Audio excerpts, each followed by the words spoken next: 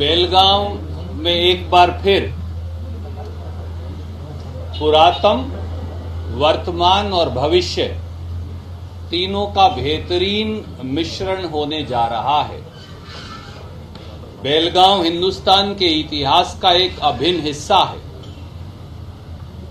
बेलगांव से महात्मा गांधी ने न केवल भारतीय राष्ट्रीय कांग्रेस के अध्यक्ष के तौर पर एक नई पारी की शुरुआत की थी, पर देश के स्वतंत्रता आंदोलन को एक नई दशा और दिशा बेलगांव के कांग्रेस अधिवेशन ने 1924 में दिखाई थी।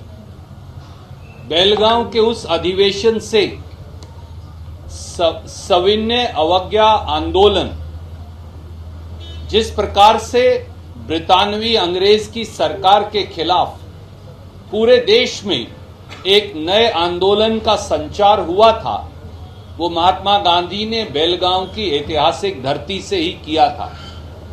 जिस प्रकार से समाज की कुरीतियों के खिलाफ लड़ने और पूरे समाज को इकट्ठा कर जात और धर्म का भेदभाव मिटाकर, क्षेत्रवाद का भेदभाव मिटाकर पूरे देश को एक सूत्र में पिरोकर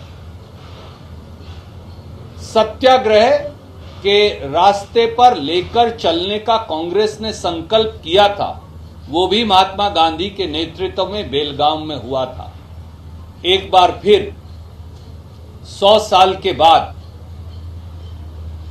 दोबारा भारतीय राष्ट्रीय कांग्रेस की एक्सटेंडेड कार्य समिति की बैठक और उसके बाद एक रैली, एक बहुत बड़ी रैली का आह्वान, गांधी के पथ पर चलने का आह्वान, इस देश में फिरका प्रस्त ताकतों से लड़ने का आह्वान, एक बार फिर सत्याग्रह के उस रास्ते पर चलकर समाज को समुचित तौर से इकट्ठे करने का आह्वान भारतीय राष्ट्रीय कांग्रेस ने श्री मल्लिकार्जुन खड़गे और श्री राहुल गांधी जी के नेतृत्व में करने का निर्णय किया है।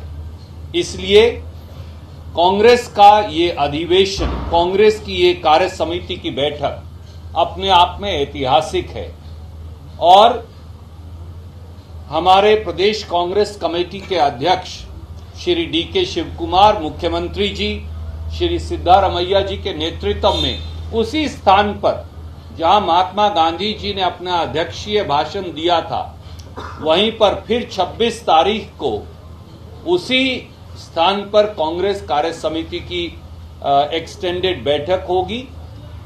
अगले दिन विधानसभा में महात्मा गांधी जी की प्रतिमा का अनावरण होगा और एक बहुत बड़ी जनसभा गांधी के पथ पर पूरे कर्नाटक सहित देश को रीडेडिकेट करने के लिए और उनके दिखाए रास्ते पर चलने के लिए एक बार फिर उसका आयोजन होगा। संविधान जो है वो सर्वोपरि है। संविधान हमारे लिए एक ग्रंथ के समान है। आज भारतीय जनता पार्टी बाबा साहब अंबेडकर का अपमान भी करती है। अमित शाह सदन के पटल पर और भाजपा पूरे देश में संविधान को, बाबा साहब अंबेडकर को अपमानित करने की कोशिश करती है, साजिश करती है। तो दूसरी ओर ये अधिवेशन, कांग्रेस कार्य समिति की बैठक और ये जनसभा इस बात का संकल्प होगी कि किस प्रकार से ये देश और इस देश के लोग केवल संविधान के अनुरूप चलेंगे।